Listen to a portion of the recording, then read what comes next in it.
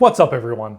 Now, before I get started, a warning that I will be discussing Fantastic Beasts: The Secrets of Dumbledore in length, including lots of spoilers.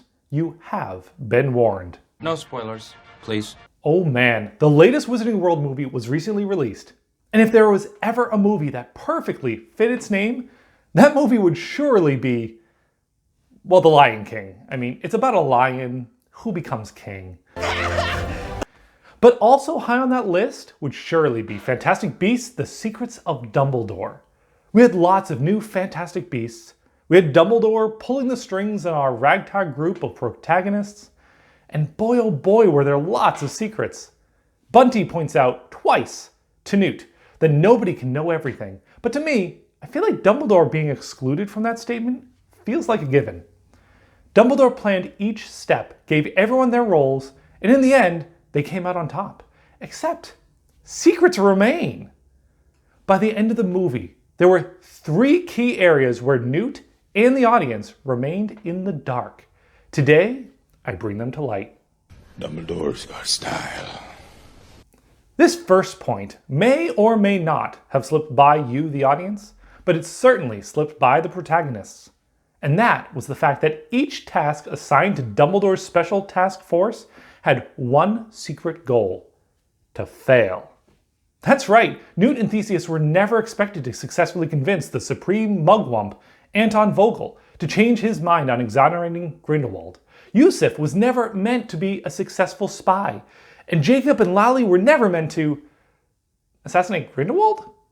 Well, okay, I'm sure Lally preventing the assassination of the other mugwump candidate was meant to succeed, but the role of each of these little teams was really just to buy time for the real plan to succeed.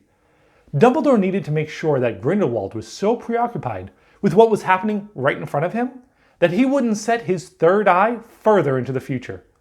Dumbledore needed his team to lose all those little battles because it made Grindelwald confident in his plan's success, yet kept him looking out for the next direct attack.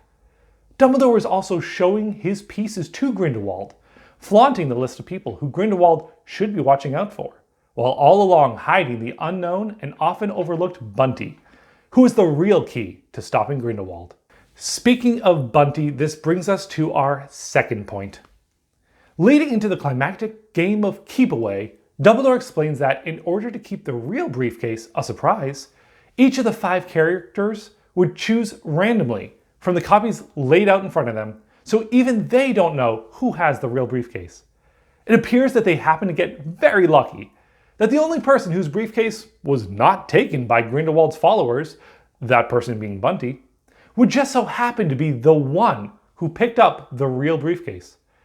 Except if you watch closely, I think you'll see that none of them, including Bunty, departed with the real case. Dumbledore is a brilliant strategist who watches out for every detail and enacts his plans with perfect precision. The last thing he would do is leave the fate of the Wizarding World to the game of chance, especially one with the odds stacked against them. As I mentioned in point 1, everyone but Bunty were nothing more than distractions, necessary to keep Grindelwald looking one direction, while Bunty moved through the shadows in the other direction. In order for Dumbledore's plan to work, Bunty had to be the one with the real case. Yet he also needed each person to believe that there was at least a chance that theirs was the real one. So they would fight with all they had to protect those cases. The exception here was, of course, Jacob, but Jacob was there to win Queenie back to their side. So Dumbledore really didn't want him to end up in too much danger, at least not yet. But in regards to the cases, Dumbledore really just needed the appearance of the cases being random, not for it to actually be random. He couldn't just tell Bunty which was real ahead of time, as her beelining for one specific case would be suspiciously out of character for her. Instead, his plan went one step further. There were 5 cases for them to choose from. But if you pay attention to Bunty's earlier mission, she told the man who was making the copies that she needed 6 cases, not 5. This means that apart from the 5 we saw in the Room of Requirement, there was another one somewhere else. And I propose that the missing case was the one containing the Chillin. Each member left with a random fake case, all once again set to be distractions. Bunty chose last, knowing that it didn't matter which she chose. After arrival, she abandoned her fake case and located the designated hiding spot, where she changed into an outfit better suited to hide the case, picked up the real case, and made her way to the final confrontation unharmed. With Bunty delivering the real Chillin, Grindelwald's plan was foiled. But Dumbledore had one more trick up his sleeve. Defeating Grindelwald's current machinations wins them the battle.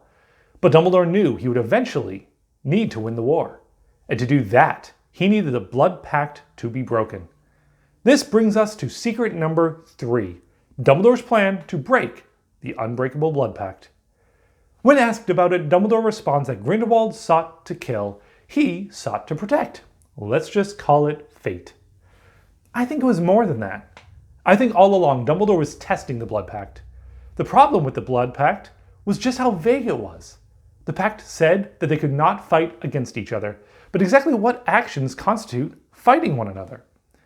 At one point we see Dumbledore explaining the Blood Pact to Newt, and he gives a demonstration where just thinking about going against Grindelwald causes the Blood Pact to attack him. This is exactly what Dumbledore needs. He can test out which thoughts bring out a response and which do not, to know exactly what level of interference would set it off. Through these tests, Dumbledore was able to discover just how important blood was to the Blood Pact. Clearly, they can fight against the followers of another, as Grindelwald fought against Dumbledore's group many times. But I think Dumbledore discovered that if Grindelwald were to attack someone who shared Dumbledore's blood, that action would be enough to set it off. Credence said earlier to Dumbledore, "The same blood that runs in my veins runs in yours." That is the key that Dumbledore finds to beat the Blood Pact.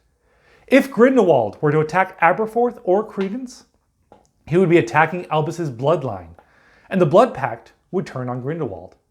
I believe that if the curse sent from Grindelwald's wand had struck true and killed Credence, the Blood Pact would have immediately killed Grindelwald as well. But Dumbledore decided to go a different route. Being able to test the Blood Pact, he knew that blocking Grindelwald's spell would also be a step against Grindelwald. This left Dumbledore with a decision. He can defeat Grindelwald then and there at the cost of Credence's life, or he can save Credence, forcing the Blood Pact to break itself as it tried to attack both parties simultaneously. Being a man worthy of a Chillin bow, Dumbledore chose to save Credence, letting everyone live to fight another day. So there you have it. 3 secrets Dumbledore kept from his ragtag group of followers to the bitter end and beyond. So what do you think? Are there any other secrets Dumbledore is still holding close to his chest? Let me know in the comment section down below. Don't forget to like this video if you enjoyed it, subscribe if you want to see more videos like this in the future. And thanks for watching. You do know I'm a witch, right?